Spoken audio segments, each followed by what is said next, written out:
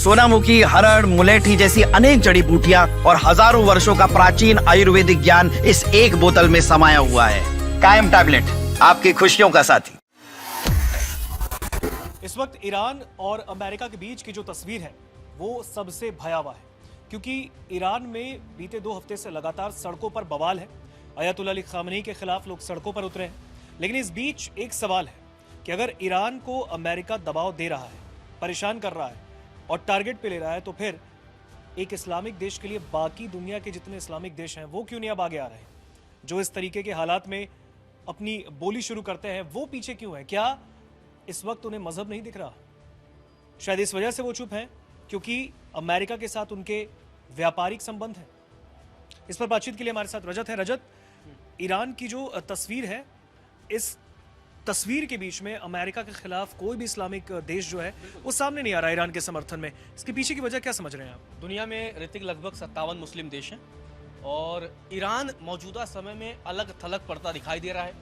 कोई भी मुस्लिम देश खुलकर ईरान के समर्थन में आता हुआ नहीं दिखाई दे रहा है। इसी के बाद एक बड़ा सवाल ये उठ जाता है कि क्या इस्लामिक देश इस्लामिक जो लोग होते हैं, इस्लामिक देश छोटी छोटी घटनाओं को लेकर एक साथ एकजुट हो जाते हैं, एक साथ नज़र आते हैं। लेकिन ईरान जो कि इस्लाम का इतना बड़ा मुल्क है, बड़े पैमाने पर वहाँ इस्लामिक लोग रहते हैं, वहाँ पर अब स्थिति खराब है। और ख़ास बात यह है कि ट्रंप की तरफ से सीधी चेतावनी दी जा रही है। इसी के बाद ये बड़ा सवाल खड़ा होता है ऋतिक कि क्या अब इस्लामिक मुल्क भी ईरान का साथ नहीं देंगे? एक और बड़ा सवाल खड़ा हो जाता है कि क्या धर्म नहीं धंधा है? मतलब क्योंकि धर्म की जगह धंधा मैटर करता है। दुनिया के कई इस्लामिक कंट्रियों के साथ अमेरिका का बड़ा व्यापार है और कई इस्लामिक कंट्री इस बात से भली भांति वाकिफ भी हैं कि अमेरिका कितना ताकतवर है। चाहे वो कतर हो, कतर एक बड़ा इस्लामिक कंट्री है, लेकिन कतर प्लेन देता है, अमेरिकी राष्ट्रपति ट्रंप को गिफ्ट करता है। अब कुछ ऐसे कंट्री की बात बताते हैं कि ईरान के साथ खड़े कौन है। आप देखेंगे कि तुर्की खड़ा है, लेकिन तुर्की के साथ भी अमेरिका का व्यापार है। मिस्र है, लेबनान है, इराक जैसे देश ईरान के साथ खड़े दिखाई दे रहे हैं। पाकिस्तान भी है, कुछ मौकों पर पाकिस्तान भी जो है इकलौता इस्लामिक कंट्री है जिसके पास एटम बम है, न्यूक्लियर पावर है। लेकिन ऋतिक, एक बड़ा सवाल यह है कि पाकिस्तान तो खुद अमेरिका के चंगुल में है, तो वो कैसे खुलकर ईरान के समर्थन में आएगा? अब वो पाकिस्तान वही करेगा जो अमेरिका चाहेगा। तो ऐसे में अलग थलग पड़ता हुआ दिखाई दे रहा है। और हमने देखा किस तरीके से पाकिस्तान में एयरबेस बनाने की भी बात हो रही थी और अमेरिका अपना एयरबेस भी बनाएगा। और आने वाले समय में अगर ईरान पर हमला करना हुआ तो पाकिस्तान के ही एयरबेस का इस्तेमाल अमेरिका ईरान के हमले के खिलाफ कर सकता है। इसके अलावा कुछ अहम बात है, सऊदी अरब और बहरीन ने 2016 में ईरान के साथ अपने डिप्लोमेटिक रिश्तों को खत्म कर दिया था। अब ये भी मुस्लिम कंट्री है। सऊदी अरब बड़ा विरोधी माना जाता है ईरान का और उसने अपने, आप सोचिए, 2016 में ही डिप्लोमेटिक रिश्ते खत्म कर दिए थे।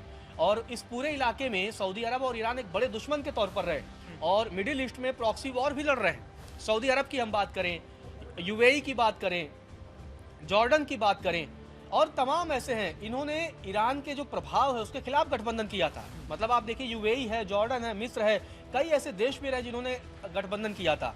अजरबैजान, कुवैत, तुर्की, ये भी थोड़े सपोर्टिव माने जाते हैं, लेकिन ये भी कहीं न कहीं बहुत बड़े विरोधी भी ईरान के अब बन चुके हैं। वक्त के साथ इस्लामिक कंट्रियों ने इनको समझ में आ गया कि अपने व्यापार को करना है, बिजनेस को करना है, अपने कंट्री के डेवलपमेंट पर ध्यान देना है। और इसी वजह से अब तमाम जो इस्लामिक कंट्री हैं वो एक इस्लामिक मुल्क ईरान के खतरे में है। ट्रंप तो मतलब ऐसा कह रहे हैं कि कभी भी हम अपनी सेना वहां उतार सकते हैं। और हमने देखा कि जब इजराइल के साथ युद्ध चल रहा था उस वक्त भी ईरान पर हमला करने के लिए अमेरिका ने अपने B-2 बॉम्बर्स को भेज दिया था और उसके बाद पूरी दुनिया ने देखा किस तरीके से उनके न्यूक्लियर प्लांट को नष्ट किया गया, संयंत्रों को नष्ट किया गया। और खास बात है कि मुस्लिम देशों के साथ जो यूएस का बिजनेस है ना, वो बहुत ज़्यादा है, इन्वेस्टमेंट है, व्यापार है। सऊदी अरब के साथ यूएस के बहुत बड़े व्यापारिक रिश्ते बहुत अच्छे हैं, वहाँ पर निवेश काफ़ी ज़्यादा है। यूएई है, मलेशिया है, इंडोनेशिया है और यहाँ तक कि टर्की भी, जो ईरान का कभी कभी खुलकर समर्थन में आता है। टर्की में भी अमेरिका ने बड़े पैमाने निवेश किया और वहाँ पर दोनों देशों के बीच व्यापारिक रिश्ते अच्छे हैं। तो ऐसी परिस्थिति में ऋतिक, सीधे तौर पर हम यही कहेंगे कि धर्म नहीं धंधा जरूरी है। और धंधा जरूरी इसलिए है और इसी वजह से ईरान अब अकेला पड़ता हुआ नजर आ रहा है। ठीक है, बिल्कुल। देखिए, और जिस तरीके से ईरान अभी इस मुश्किल घड़ी में किसी भी इस्लामिक देश ने उसके साथ आगे आने की कोशिश नहीं की है, लेकिन इस बीच अमेरिका को भी की तरफ भी ये साफ संदेश जाता है कि वो इस्लामिक देश शायद अमेरिका के साथ अपने रिश्ते बेहतर ही रखना चाहते हैं, ईरान की वजह से वो उसे खराब नहीं करना चाहते। बहरहाल इस खबर पर आपका क्या कहना है, कमेंट सेक्शन में हमें बताइए।